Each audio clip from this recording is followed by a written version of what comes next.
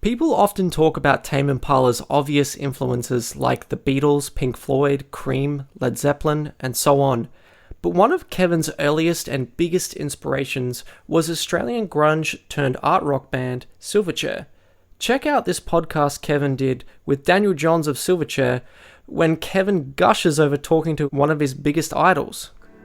I guess the first thing is basically just like you could pretty much pinpoint it as like where it all started for me, like where I was about to say inspiration, but I think aspiration is a better word, because like where my whole sort of idea of what I wanted to achieve in music and like what I just saw as the pinnacle of what I could be as a young musician, as a songwriter, as an Australian.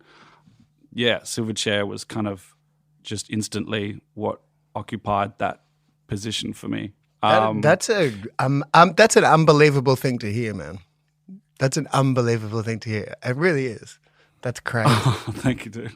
I mean, thanks, but whoa. I mean, and that's on a sort of that's from a songwriting point of view. Like, as a listener, it was kind of just like, it was like who I was. I was a Silverchair fan. Like, hey, like, what are you into? Are you into sport? Are you into video games? I was like, I'm into Silverchair. I'm into playing drums. I'm into Silverchair. That's right. You started as a drummer, hey?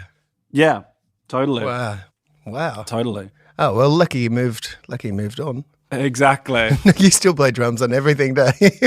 Exactly. Well, it's funny because it's like, at the start, I got into Silverchair. And then when I started playing drums, which was like, I guess only a couple of years after, I would have been sort of like 9 or 10 when I first heard Frog Stomp on Triple J. And then a couple of years later, I took up drums. So I was like, well, guess I'm learning all the Silverchair songs. So like, so Ben Gillies obviously became my kind of hero. Wow. And then when I learned guitar, like when I learned guitar, it was like, the way I got into guitar was looking up freak show tabs on the internet. Wow. That would have been quite easy to learn. That's a good way to start. Not really. I mean, it's what really kind of like opened up my playing to like, because you have like little like dissonant chords. Mm-hmm. Yeah. Where it's kind of like got like a weird, what do you, I don't even know what you call it, like a flattened fifth.